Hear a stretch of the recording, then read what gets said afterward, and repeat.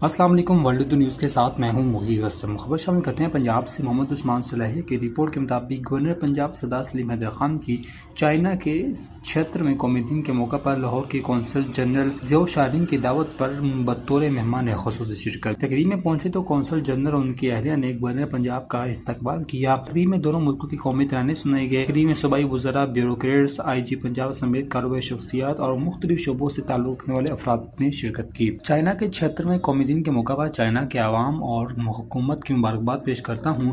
China اور پاکستان کی دوستی عظیم سے عظیم تر ہوتی جا رہی ہے۔ چائنا ہمارا ہمسایہ ملک ہے اور اس کے ساتھ دوستی پر ناز ہے۔ صدر آصف علی زرداری کے ماضی اور موجودہ چائنا کے دورے پاکستان کے لیے فائدہ مند ثابت ہو رہے ہیں۔